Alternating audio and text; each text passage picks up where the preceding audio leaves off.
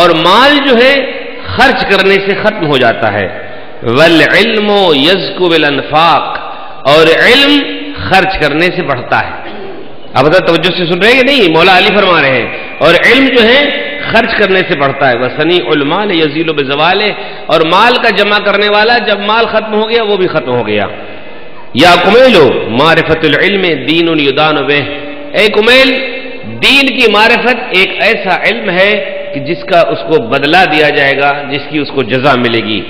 وَيَكْسُبُ الْإِنسَانُ الطَّاعَ فِي حَيَاتِهِ، اور انسان اپنی زندگی میں اسے حاصل کرتا ہے. وَجَمِيلُ الْأَحْدُوثَ بَعْدَ وَفَاتِهِ، اور یہ اس کی وفات کے بعد بھی باقی رہتا ہے. وَالْعِلْمُ حَاكِمٌ، علم جو ہے حاکم ہے. وَالْمَالُ مَحْكُومٌ عَلَيْهِ، اور مال جو ہے اس کے اوپر محکوم ہے. توجہ سنیے. یا کمیلو ہلک خزان الاموال، اے کمیل مال کے جمع کرنے والے ہلاک ہو گئے. وہم احیاء، درا حالے کہ وہ زندہ ہیں، یعنی جن کے پاس مال ہے حالانکہ ان کو زندگی ملی ہوئی ہے وہ زندہ ہیں لیکن وہ ظاہری طور سے ہلاک ہو گئے ہیں. والعلماء باقون ما بقی الدہر، اور علماء اور جو صاحبان علم ہیں اس وقت تک باقی رہیں گے جب تک کہ زمانہ باقی رہے گا، گرچہ ان کے جسم ختم ہو چکے ہیں. وَأَمْثَالُهُمْ فِي الْقُلُوبِ مَوْجُودَةٌ، اور ان کی مثالیں اس دنیا میں موجود ہیں. ہاں ہونا علم جمع، یہاں پر علم جمع ہوا ہے. اشارہ بیدہ الی صدرہ، تو امام نے اپنے سینے کی طرف اشارہ کیا. توجہ فرمائیے گا. میں چاہتا ہوں کہ یہاں پر مولا نے جو اپنے علم کی طرف اشارہ کیا تھوڑا سا اپنے دوستوں کو سنا دوں اور پھر آگے بڑھوں. اس کے لیے آپ سننے کے لیے آپ ایک صلوات پڑھ دیے بآواز بلند.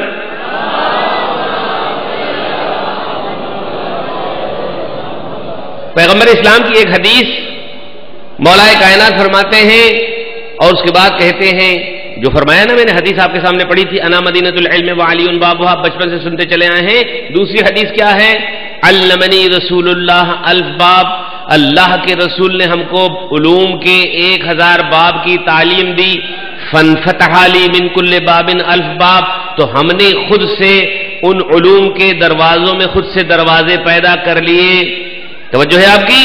اور دوسری حدیث ہے زقنی رسول اللہ زقن زقا، اللہ کے رسول نے ہم کو علم بھرایا ہے جو بھرانے کا حق ہے. اب یہاں پر تھوڑا سا اردو زبان کی لطافت سے میں چاہ رہا ہوں، کیونکہ آپ حضرات بہرحال ٹھیک ہے یہ پنجاب کا مجمع ہے لیکن بہرحال سارے کے سارے قومی زبان اردو ہے، اس لیے آپ حضرات توجہ فرمائیں گے. اس کا ترجمہ زقنی رسول اللہ زقن زقا، اللہ کے رسول نے ہم کو علم بھرایا ہے. زقن زقا، علم بھرایا ہے. یہ ترجمہ میں اس لیے کر رہا ہوں تاکہ آپ توجہ فرمائیں. یہ نہیں اس کا ترجمہ ہو سکتا کہ اللہ کے رسول نے ہم کو علم کھلایا ہے. اگر الفاظ پر آپ توجہ دیں گے تو شاید میں بات کو سمجھا سکوں. اللہ کے رسول نے ہم کو علم کھلایا ہے. زقنی رسول اللہ کا ترجمہ علم کھلانے کے معنی میں نہیں آئے گا. علم پلایا ہے یہ بھی نہیں آئے گا. جتنی بھی ترجمے آپ کرتے چلے جائیں گے اس کا صحیح نہیں ہے. اردو میں یہ لفظ بھرانے والا جو ہے ایک جگہ استعمال ہوتا ہے اور وہ چڑیا کے لیے استعمال ہوتا ہے. تو جو ہے آپ حضرات کی بڑی توجہ کے سامنے، ماں اپنے بچے کو کھانا کھلاتی ہے، کبھی ہاتھ کے ذریعے سے کبھی چمچے کے ذریعے سے، اور اگر بچہ اتنا چھوٹا ہے تو لقموں کو توڑ کر کے منہ میں کچل کر کے بچے کو منہ میں دیتی تھی. یہ کھلانا ہوا ہے. تو جو آپ کی یہ کھانا کھلانا ہوا. پلانے کا چاہے پانی پلانا ہو چاہے دودھ پلانا ہو، چمچے سے بھی ہو سکتا ہے، فیڈر سے بھی ہو سکتا ہے، ماں اپنے سینے سے بھی دودھ پلاتی ہے، یہ پلانا ہو گیا.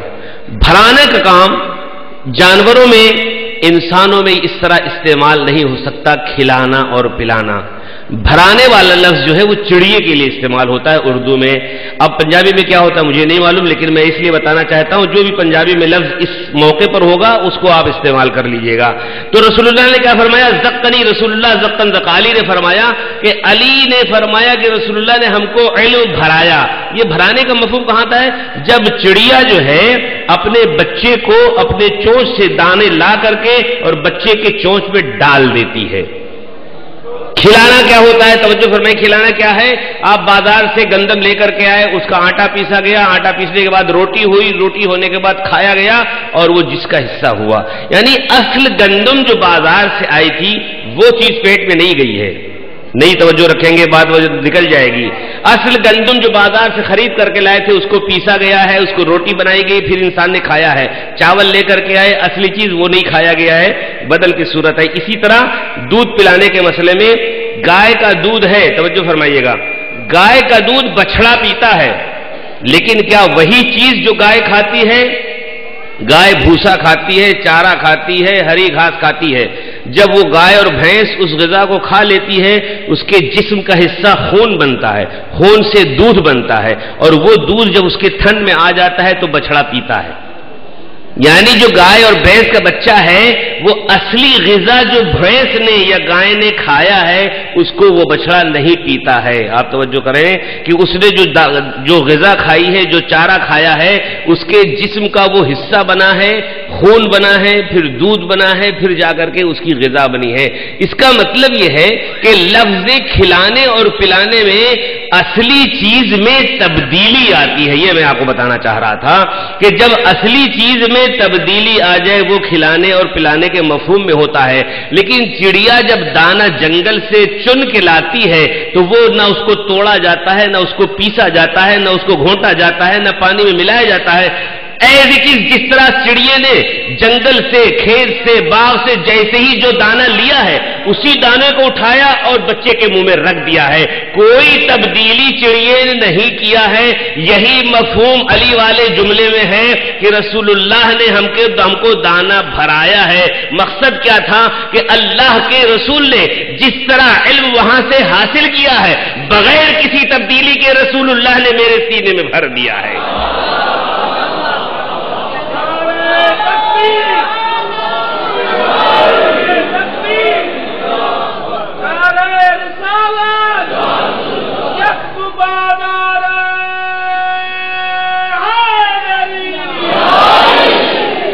میں شاید اگر سمجھا سکا ہوں تو شاید بات واضح ہو، اگر نہیں سمجھا سکا تو کوئی بات نہیں. تو یہ ہے رسول اللہ نے علم دیا ہے علی کو. اور یہ توجہ رکھیے گا جب میں نے یہ بات کہی ہے تو یہاں پر اکثر لوگ کھیت والے ہیں اور میں بھی تھوڑا سا کچھ سمجھتا ہوں اس لحاظ سے.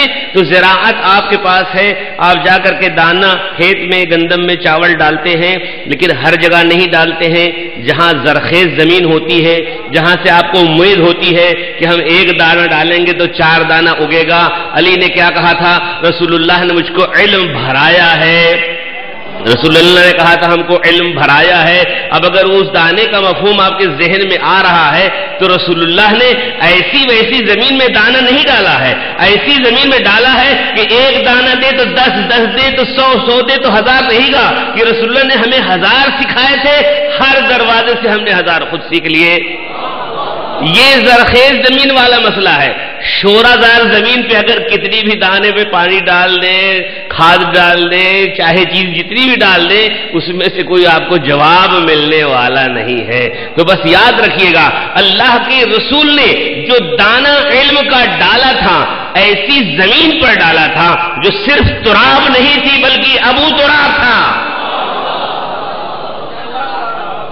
یہ وہ زمین تھی جو زرخیز تھی. اس لیے فرماتے ہیں ینحدر عن السیل، یہ چشمہ پھوٹتا ہے علم کا. یہاں سے چشمے پھوٹتے ہیں، جس کو علم لینا ہو آ جائے لے لے. اور پھر اس مرحلے پر آنے کے بعد میں آپ کو سنانا چاہتا ہوں، چونکہ حضرات دیہات کے ہیں اور آپ حضرات متوجہ ہیں، اس لیے میں چاہ رہا ہوں کہ سن لیجئے. مولا علی نے کیا فرمایا ہے کہ اللہ کے رسول نے ہم کو علم کا دانہ بھرایا ہے، اور رسول اللہ نے ایسی زمین پر، زرخیز زمین پر ڈالا ہے کہ جہاں پر آپ حضرات متوجہ رہیں، باتیں نہ کریں تو بہتر ہے. محمد وآل محمد بلند تر صلوات.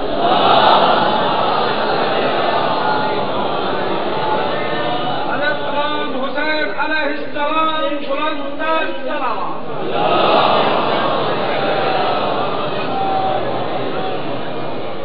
ایک اور صلوات پڑھ دیے.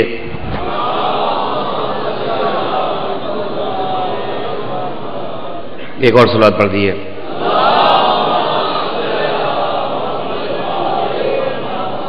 بہرحال مولا کائنات کے علم کی بات ہو رہی تھی، اس میں کوئی شک نہیں کہ رسول اللہ نے اپنے صحابی کو، اپنے وزیر کو، اپنے خلیفہ کو، اپنے جانشین کو علوم کا تحفہ دیا، اور وہ علوم دیے جو دنیا میں کسی کے پاس نہیں تھے۔ اسی لیے مولا کائنات نے فرمایا ہا ہنا علم جمع، یہاں پر علم اتنا جمع ہے، اور پہلے کہہ دیا تھا کہ کمیل اس کو حفاظت کرو جو میں نے تمہیں دیا ہے۔ موضوع بہت طویل ہے، اور یہ حدیث جو میں آپ کے سامنے بیان کر رہا تھا، بہرحال بیچ سے بات کٹ گئی ہے، اس لیے میں چھوڑ کر کے آخر میں چونکہ وقت ہمارا ختم ہو چکا ہے، تو جس وقت میں جناب کمیل سے مولا کائنات فرماتے ہوئے میں نے بیچ سے چھوڑ دیا ہے، اس میں بہت سے فضائل تھے، لیکن آخری جملے سے چونکہ ہمارا وقت ختم ہو گیا ہے، تو اس وقت میں مولا جو ہے حجت آخر کے بارے میں کہتے ہیں، تو جو رکھیے کہتے ہیں کہ یہ دنیا حجت سے خالی نہیں ہو سکتی ہے، یہ دنیا حجت سے خالی نہیں ہو سکتی ہے، اس لیے کہ اگر دنیا حجت سے خالی ہو جائے تو یہ آسمان و زمین آپس میں ٹکرا جائیں گے۔ یہ باقاعدہ حدیث ہے پیغمبر اسلام سے بھی اور سارے ائمہ سے، لیکن ہمارے امام کے فرماتے ہیں لا تخل الارض من قائم للہ بحجت اما ظاہرا مشہورا او خائفا مغمورا، کہتے ہیں کہ حجت خدا کبھی بھی یہ زمین حجت خدا سے خالی نہیں ہوگی، اور ہمارا آخری جو قائم ہے وہ انشاءاللہ ضرور تشریف لائے گا، آج نہیں، وہ بھی پردے غیب میں چھپا ہوا ہے، کبھی وہ ظاہر ہوگا انشاءاللہ۔ صلوات پڑھ دیجئے محمد و آل محمد پر۔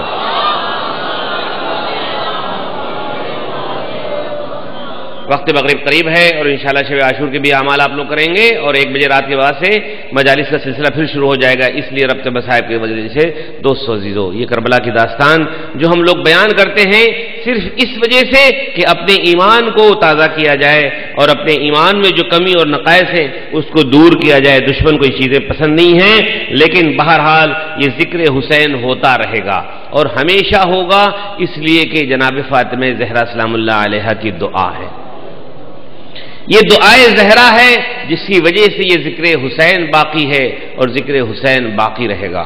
آپ کو یاد ہے کہ جس وقت جناب فاطمہ زہرا اس دنیا سے جا رہی تھی، روایت میں ملتا ہے کہ مولا کائنات گھر میں داخل ہوئے اور کہا زہرا آج ہم آپ کو بہت سے کاموں میں مشغول دیکھ رہے ہیں، تو جناب فاطمہ زہرا نے فرمایا تھا ابو الحسن اگر میں نے جو خواب دیکھا ہے بابا کو اگر وہ سچا ہے تو ہماری اور آپ کی جدائی کا وقت قریب ہے۔ دیکھا کہ آٹا گوند رکھا ہے، بچوں کو نہلانے کا انتظام کیا ہے، اور یہ واقعات آپ کے پیچھے صرف میں اس لیے بتانا چاہ رہا ہوں کہ دعائے زہرا شامل حال ہے اس ذکر کے ساتھ۔ وہ کس طرح واقعہ ملتا ہے کہ جناب زہرا نے اپنی نوکرانی سے کنیز سے کہہ دیا تھا کہ میں حجرے میں جا رہی ہوں، جب میرے تسبیح و تذکیر کا ذکر کا سلسلہ ختم ہوتا نظر آئے تو سمجھ جاؤ کہ میں اس دنیا سے جا چکی ہوں۔ اور ایک وقت آیا کہ سلسلے ذکر ختم ہوا، جا کے چادر ام ایمن نے اڑا دیا، اب خبر دی گئی کہ زہرا اس دنیا سے جا چکی ہیں۔